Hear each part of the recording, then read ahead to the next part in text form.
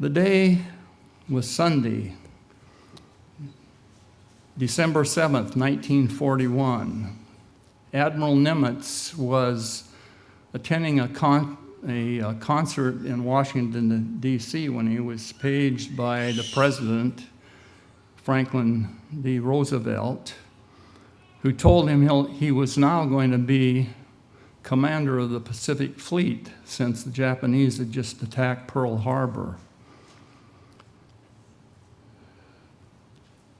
Of course, that was staggering news to him, but he regained his composure and a few days later flew back to Hawaii to assume the command. When he arrived, he detected a great amount of despair and defeat. It was as though the Japanese had already won the war.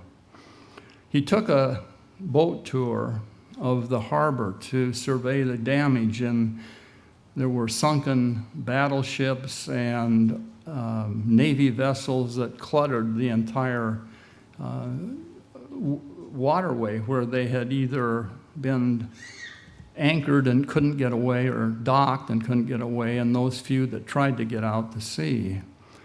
When he returned to the dock, the young helmsman who was handling the boat that took him out there asked him what he thought of it. And he said, well, the Japanese made 3 of the biggest mistakes that any kind of an attack force could have made, or God was taking care of America.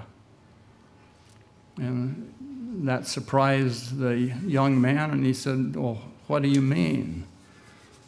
And then he proceeded to tell him the mistakes. He said, first of all, the Japanese attacked on Sunday, on a weekend, when 9 out of 10 of the crew members were ashore on liberty. And so there was only a skeleton force on each one of the ships. What they should have done was to have lured the whole fleet out into the open sea and attacked them there, because then if they'd sunk the number of ships that were sunk in Pearl Harbor, the loss of personnel would have been about 38,000. As it was, they only killed 3,800. So that was their first mistake. The second mistake was when they saw all the battleships lined up in a big row. They concentrated on those targets and they honed in on them. And they ignored the dry docks that were just adjacent. He said if they'd destroyed the dry docks, we would have had to have towed any ship that needed repairs all the way to the mainland. As it was, we were able to use tugboats and other things to raise them and tow them over to the dry docks where they could be repaired. And we already had, basically, most of the crews were still okay. And that could all take place in the time it would have taken to tow one boat to the mainland. So they didn't take into consideration that, yes, it was a target to get those ships immobile, but the way it turned out, they didn't think far enough ahead as to the consequences of not destroying the dry docks. And the third mistake, he said, is that if you look over the hill from where Pearl Harbor was, a scant 5 miles away, the entire fuel supply for the Pacific Fleet is in those big structures there. The high-octane aviation fuel is very flammable. And of course, all it would have taken would have been one fighter plane to have strafed that area and put, set one of those big tanks on fire. And of course, that would have taken care of the total that was there. So He said either the Japanese made 3 of the biggest mistakes they could have made, or God was taking care of America. And I think that's the interesting part of this, that back at that time, there was an acknowledgement that God's hand was at work. And there was someone who looked at what had happened, and he could see the fact that there was protection from a major disaster. He could see, Admiral Nimitz could see the silver lining in what to many people was a very, very dismal and a very pessimistic view. You know, I was born in Spokane, and I was 4 years old when that attack took place, and I don't remember anything about it. You know, you can think back to certain memories you have of certain things that happened. But I do know over the next 4 years of the war, as I got older, I was aware of some of the results. I saw in different locations huge piles of scrap metal that had been collected, bicycle frames, tires, old cars, that type of thing, that were hauled back to the smelters in the Midwest and Pennsylvania and melted down to become weapons of war, munitions, or whatever. And also mounds of tires, these huge piles of tires. When the Japanese overran the South Pacific, many of the rubber plantations down there that we got our rubber from were taken over and captured by them. So there was a rubber shortage. And so they melted down the old ones. The other thing that I remember in addition to that was the rationing that took place during that time.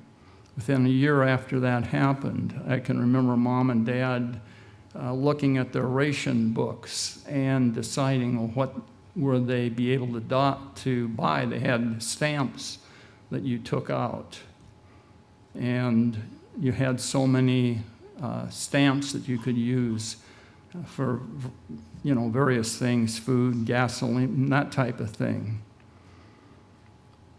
Because they were restricted, because they were in very short supply, and they were needed for the troops that were overseas. We, the United States, as a country, really sacrificed in order to contribute to the war effort. And I guess the closest comparison I can think of in my lifetime was the patriotism exhibited shortly after 9/11. You had that feeling that the country was behind whatever we were going to do to right the wrong that happened to people in the Twin Towers. I guess the question I have now is, God still looking out for America today? Admiral Nimitz thought he was. Do you think he is? Turn to Isaiah 59, verse 4. 59, Isaiah 59, verse 4. Isaiah is talking, and it says, "None calleth for justice, nor any pleadeth for truth. They trust in vanity and speak lies." And I think if you think about when it says they speak lies, all you have to do is look at what we see on television, what we see regarding the current campaign, and the slings made back and forth as to what someone did or didn't say, what they did or didn't do, and the cover-up and the falsehoods and this type of thing. Says they trust in vanity and speak lies. They're not truthful. They conceive mischief and bring forth iniquity. And going on to verse 7, it says, "Their feet run to evil, and they make haste to shed innocent blood." Their thoughts are thoughts of iniquity. Wasting and destruction are in their paths. And if we didn't have enough of a problem, and I say we, I should even include the world in this. When you think of the earthquake currently in Italy and the victims there, when you think of the fires in California, and you name it, all you have to do is look at the news and see what's going on. Our world is steeped in violence and crime. As we begin to think ahead, as we begin to look ahead to the fall holy day season, of course, we have announcements pertaining to that, so you can tell we're getting toward that time. We can be thankful that we know the truth, that there is an answer to the world's problems, to all of the problems we read about, hear about, see out there. There is an answer, and we know what it is. That a day is coming when this world will be changed as portrayed by the feast. I know we all look forward to the feast and what it portends. 30 years ago, and I was looking through some of my old notes, a minister at the feast said during one of his sermons, he said, I want you to take out a notebook and write down what is on your mind at this point in time. Now, I'm not going to ask you to do it. I'm just going to tell you about what he told us about. So everyone took out a notebook, wrote down whatever it was on their mind. And then he said, and I don't know where he got these statistics. Unfortunately, I didn't write it down at the time, and I don't know if it came from a survey of a congregation in our church, if it came from a worldly church. So the veracity of these percentages I can't vouch for. It's just that it was interesting because it indicated a concentration of what people were thinking about. He said, statistically, 12% of you are tuned into the sermon. So if I was to use that percentage today and say, well, 12% of however many we have here, and I don't know how many there are, and we've got 30 missing, but say there was a, full congregation as we normally have, 12% would be listening, actually listening to what is being said. 18% would have their minds on their problems, marital problems, financial problems, problems with their boss, problems with their in-laws, you name it, whatever you would lump into that category of problems, 18% would be so engrossed, so enveloped, so influenced by what was going on in their life that their mind would be on the problem or problems. Finally, the other 70% would have their mind on sex, which, is unbelievable. And that's why I say I don't know where he got his figures. I wish I had had sense enough to write it down. But I think he was trying to illustrate, and in a point I will cover in a little while, is that only approximately 10% were really listening to what was going on. Only 10% were letting it register on their minds. And the others, whatever category they fell in, were involved in thinking about something else. Now, that was 30 years ago, but I can imagine those figures probably have changed a little, but if anything, I think it might be the other way. Is God taking care of America? You can see why today he may be less inclined to view us in the way he did in prior years, because of the things we do, because of our society, because of the things we promote, because of the things we export to foreign countries, and why some of them become so incensed with the culture via the TV, via movies or whatever. Turn to Psalms 95, verse 2. Psalms 95, verse 2. Let us come before his presence with thanksgiving and make a joyful noise unto him with psalms. We're supposed to be thankful to God for the things he gives us. 10% maybe.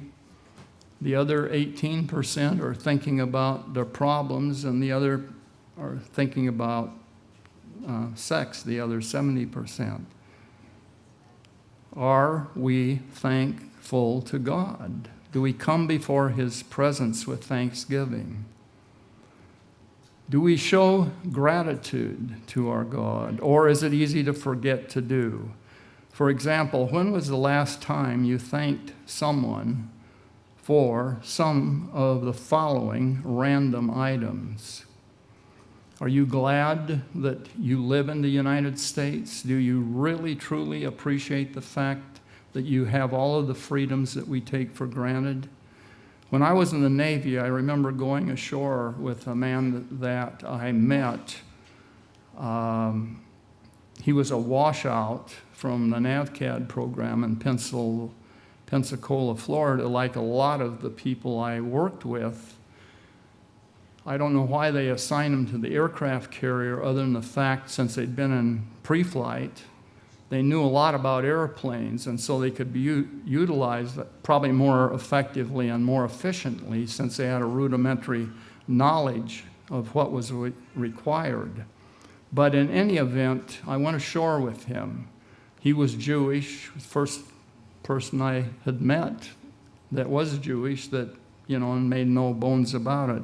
The thing I've always remembered about him is when we got off the ship in Athens, we were immediately surrounded by these little 7, 8, 9-year-old boys, very, very slender and emaciated. And what they said was, "Cigarette Joe, Cigarette Joe, Cigarette Joe." They wanted the cigarettes. I don't know if they wanted to smoke them or if they just wanted to get them and trade them for food. But what he did, he smoked, and he took his pack of cigarettes out, pulled one cigarette out, held it out like this, and then dropped it. And before they could get to it, he took his foot and ground it into the earth. And I thought, well, you talk about an ugly American. When you have people doing something like that to little children, can you imagine the impact that something like that has on them as they grow up? And you sometimes wonder why, people hate America.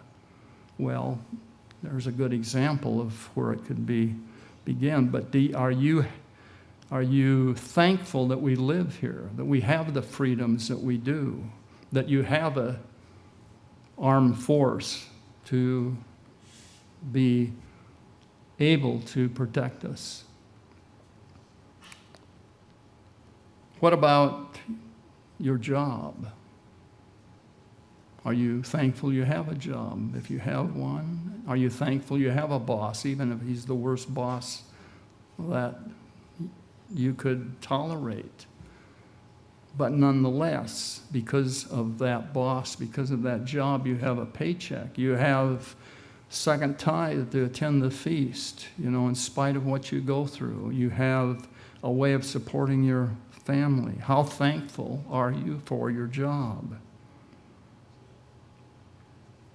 Or your home? Or just the simple flick of a switch to turn on electricity. And I think all of you who, have sweltered through the last several weeks, if you have had air conditioning, you can be so thankful that you have had that and are able to plop down in front of it and cool off. Are you thankful? Have you thanked God for your air conditioning? How about the fire department that maybe we take for granted if it never affects us, or the EMTs that are housed with the fire department? I was talking with someone recently about that, and they were talking to me about what had happened one time to them and how they were so thankful there was an EMT close to where they had an accident. Are you thankful for your ears and the fact that you can hear beautiful music? And yet sometimes we take those for granted until we get older and we begin to have problems. But most of all, are you thankful for a knowledge of the truth? How often do you thank God for calling you at this time, or whenever you were called, but including you in this group of people in the room today? How thankful are you for that?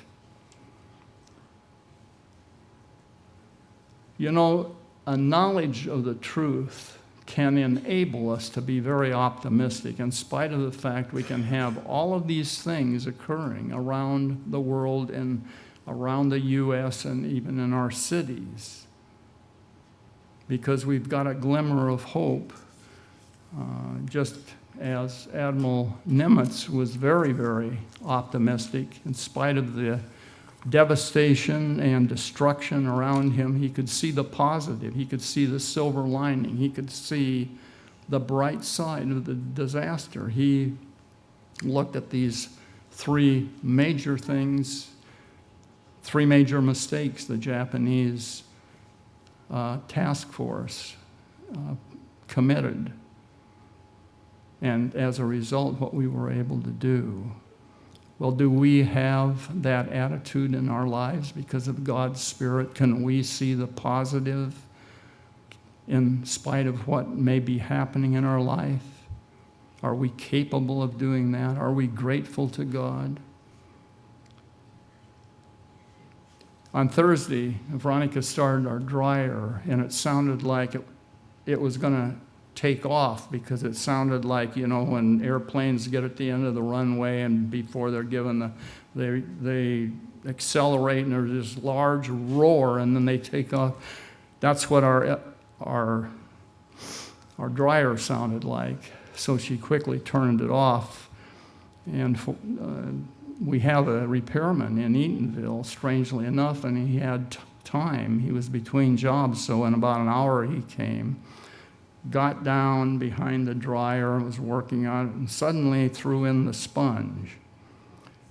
And by that, I mean he actually threw a sponge up over the top of the dryer and down on the other side, which had somehow slid into the place where you pull the lint out and clean the lint out. I don't know how in the world it got down there, but it got down far enough that it created that noise. We were thankful that we had a dryer repairman up in Eatonville that could come on short notice like that, and that we weren't required to repair the dryer itself, buy a new dryer, because the way that thing was roaring, it sounded like it had reached the end of the line. So how thankful are we for the little things in our lives that occur like that from time to time? Do we thank God for them, or is it just as easy to, go aside and brush it aside and go on with our life? Turn to Luke 17, verse 11. Luke 17, verse 11. It came to pass as he went to Jerusalem, talking about Jesus, that he passed through the midst of Samaria and Galilee. And as he entered into a certain village, there met him 10 men that were lepers, which stood afar off. They had to be quarantined. They had to stay outside the camp. They lifted up their voices and said, "Jesus, Master, have mercy on us. Have compassion on us. Think about what we're in, the state we're in." And when he saw them, he said unto them, "Go show yourselves unto the priests." And it came to pass that as they went, they were cleansed. So he just gave them a simple instruction to follow, and they did it. And one of them, only one, 10% of the 100% that were healed, one came back. And when he saw that he was healed, then he turned back and with a loud voice glorified God. He fell down on his face at his feet, giving him thanks, and he was a Samaritan. You know, he wasn't supposed to be compassionate, or not compassionate, but he wasn't supposed to be thankful. I mean, he didn't know anything about the Jews' religion, or maybe he knew a little bit about it, but he wasn't one of the believers or one of the race.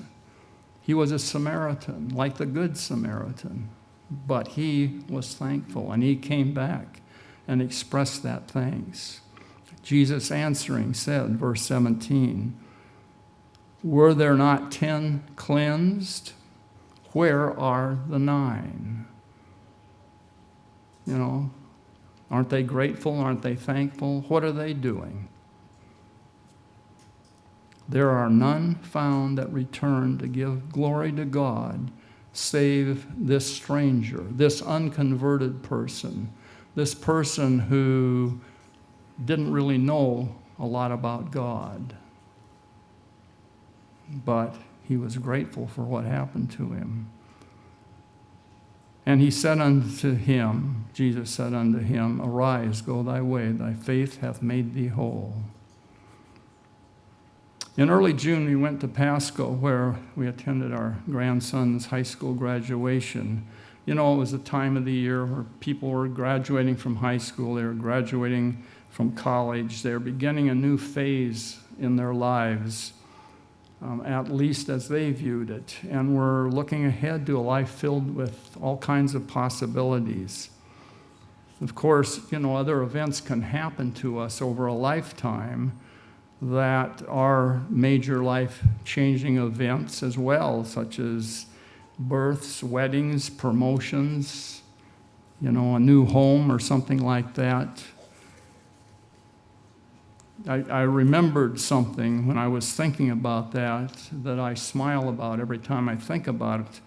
When I was on active duty in the Navy, I used to go down to the ship's library to read. I'd always been an avid reader. My favorite thing to do when I was in grade school was bring a pile of books home from the library, get an orange, fall down behind the old monarch wood stove that we had, and read until Mom or Dad chased me off to bed. That was very enjoyable. So I enjoy going to libraries, and I did. But I used to read a lot about careers, and that was very, very informative, because at that age I wasn't quite sure that I wanted to stay in the Navy, and was trying to decide what I wanted to do when I got out of college. One day, after looking at a list of possibilities with regard to career, I made a drawing of the world, big round circle, like it were a plate, with the fork and the knife and spoon on either side. And I put some kind of a slogan on there. I don't even remember what it was, but it was something like, you know, you've got the world ahead of you. There's nothing that can stop you. Well, in thinking about it now, the image of that way of viewing our lives is not too far from the truth. God promises us an unlimited future if we graduate from our life school and are either changed and or resurrected at Christ's return. What a wonderful opportunity to graduate, commence, begin. You know, do we think about that point in our lives? Are we preparing for that point in our lives? Are we thankful God has offered us that chance? We're only 9 weeks away from the feast, and that time is going to pass by very rapidly. Are we excited about it? Are we enthusiastic about the life lessons that we have the potential to learn when we attend? Or the physical blessings we enjoy because we've faithfully saved our second tithe? Admiral Nimitz acknowledged God. We do, but do we thank him for what he does for us? We need to not take the blessings, the things that he gives to us for granted. Be sure that you show your gratitude for the things you receive. I'm going to close with something that I read a number of years ago, and I kept a copy of it. And since a large number of the ladies are here, you may have seen it before. You find it stamped on plaques or on plates, that type of thing, to hang in the kitchen. But it has a very, very succinct, very, very powerful, very, very good message based on what I've said and described. The author is unknown, so I don't have a problem quoting it.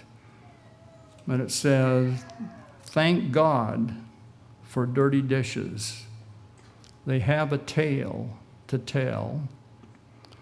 While others may go hungry, we're eating very well, with home, health, and happiness.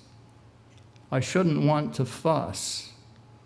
By the stack of evidence, God's been very good to us."